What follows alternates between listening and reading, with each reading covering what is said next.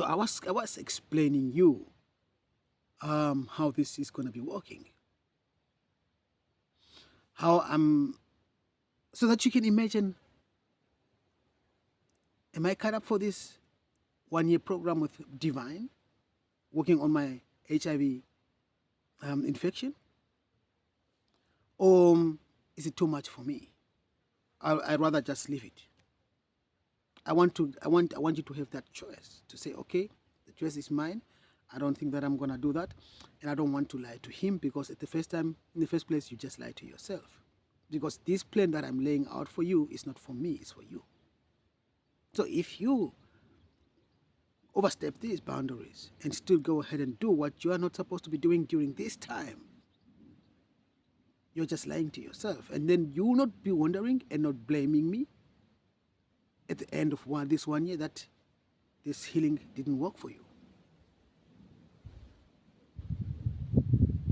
And if you are in a partnership, or you are married, whatever you want to call your union with your loved one,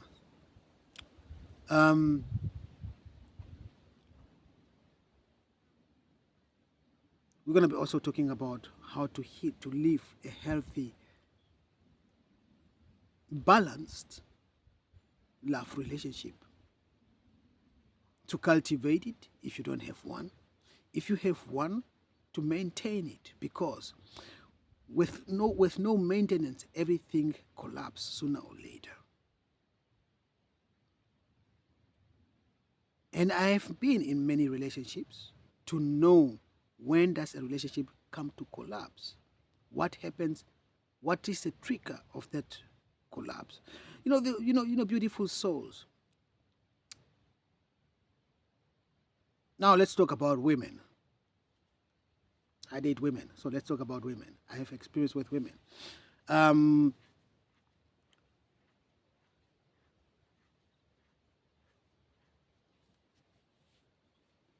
You meet a woman, you meet each other. She meets you, a man, and you meet a woman, and you like each other. You want each other. There's something you like about each other, and you became a partner. You see each other now and then afterwards you decide to be first together, and then afterwards you decide to move together, and afterwards you decide to marry, and the list goes on. So you decide to marry, and the list goes on, like I said. And most people, let's talk about women, but also that can apply to men too. But that's my experience. I'm talking only out of experience. Most women, after they see, okay, now I got him, and I have bind him to me for life, either through a signature on the paper at the Standards Armed at the Rat House, at the magistrate court, whatever, or in Las Vegas. Now he's mine. Now he's not going anywhere. Now I can relax. Now I can let myself go. Now all of a sudden you don't brush your teeth anymore so regularly like you used to. Or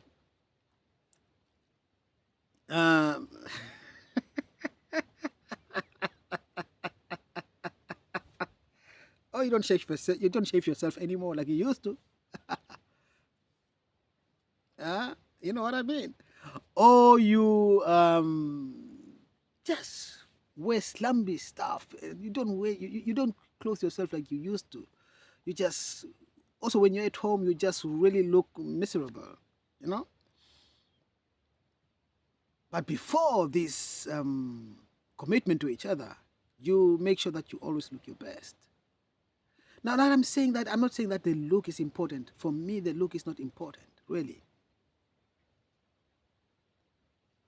That also applies to what applies more to what is more important to me is that when you let yourself go,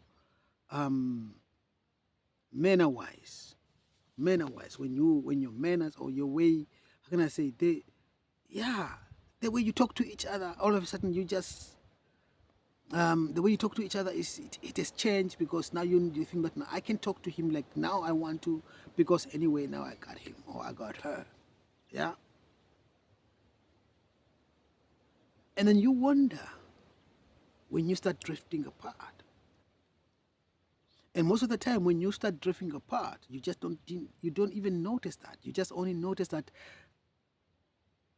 hey, my partner is a little bit distant, and the other partner just notice that, oh man, I have the desire to go to look for affection somewhere else, to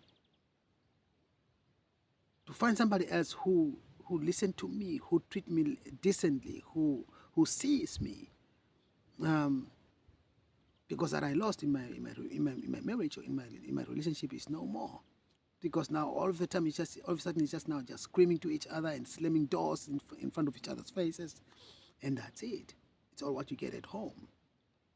So you don't wonder that your partner is start looking somewhere else for that peace and harmony and affection that you are denying him or her. These are all part of main cause why people go astray. Not on the only, but one of them. Look somewhere else for affection and find themselves having sexual intercourse with other partners. Now, I'm not saying that it is justified. It is not justified. Because when you have problems, you sit and tackle that problem. And if it's not tackleable, if you know that, okay, we cannot deal with this problem, you free each other, you release each other. And each goes his own way. That's now the best solution. And not just to say, okay, man, I'm not ready to release you, but I'm not ready to be committed to you 100% anymore. So I'm going to go ahead and explore other options while I'm still keeping you here. Dishonesty take place. You start cheating on your partner without telling your partner what's going on the fact. Like I said, you got caught up in the moment, you have sex unprotected with another part, with those options that you're exploring. You still don't talk to your partner about it. You got yourself along the way infected with any kind of sexual disease. You don't talk to your partners about it. You just bring it home. And on top of that, you don't take even responsibility to say, okay, at least I'm going to use a condom from now on. Because you don't want, you might want to have to explain why all of a sudden a condom. You don't feel like explaining because you don't feel like telling the truth. Or not even if you just don't have to explain. You just don't feel like it because you are selfish. You're selfish. I don't want it with a condom. I want it without a condom. That is selfishness. You know? So that's why I said, like, when I work with people who are, if I'm going to be healing you from your HIV, and especially the second time, if you have to come back the second time because you got yourself again infected and you are not raped, you just got infected because you just get reckless. Without me, I'm not going to work with you. Despite $10,000 million that you bring, I'm not going to work with you. Because this coaching that is accompanying this healing this time supposed to wake up, it's supposed to function as a wake-up call. Say, hey, listen, now you get a second chance. Use it wisely. Take responsibility for yourself and for your partners.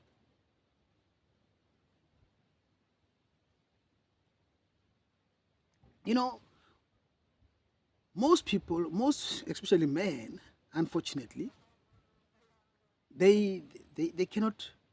They are the one most of the time who are going astray, who are being unfaithful to their spouses. But at the same time, they are the one who are very jealous when it comes to that their spouse even looked at one person, even just kiss one person without having sexual intercourse, just kiss a person and then say, hey. And sometimes, most of the time, the women are more honest than men. When they come home, they feel guilty. They tell them, man, I kiss another man. or I had sex with another man. Huh? Then it's up to you. Your woman confesses to you what she did. It's up to you. Do you suggest that, okay, I'm gonna give you another chance, it can happen, no problem. But let's use a condom, let's use protection until we know that you didn't get something from that person. And especially if it just was only one time, an oops thing, whatever that is, and it will not happen again. But if you saying, okay, I have this affair with this person continuously, then you have to then you really have to seriously talk about your relationship, where it's heading to, whether it is still worth a while staying together or not. And like I said, don't stay together with a person because you are afraid to be alone, or because of the status that you have acquired through that marriage or through that union, be it money-wise or be it prestige, whatever, or be it for the sake of the children. And especially if you have the children, for the sake of your children, it's a time when you have to say, no, not with me, because I cannot stay with a continuously unfaithful partner who might bring me with your at home sicknesses. I have to make sure that I take care of my children. What will happen to my children when I'm dead? Because I was reckless enough to get infected by him, to let me infected by him. Because although I know that he is unfaithful, yet I still don't take any measures to protect myself. Even if you use a condom now and then, condoms, like I said, they burst too.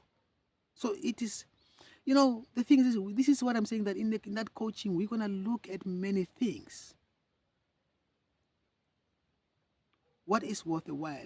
I know a woman that I've used to date. I'll tell you a small story, but I will come back with another video because now this was getting too long. When I'm telling you about an experience of a woman that I've used to, I'll not say a name, but this is why I'm saying that condoms, you cannot also trust condoms. So stay tuned. I'm coming back.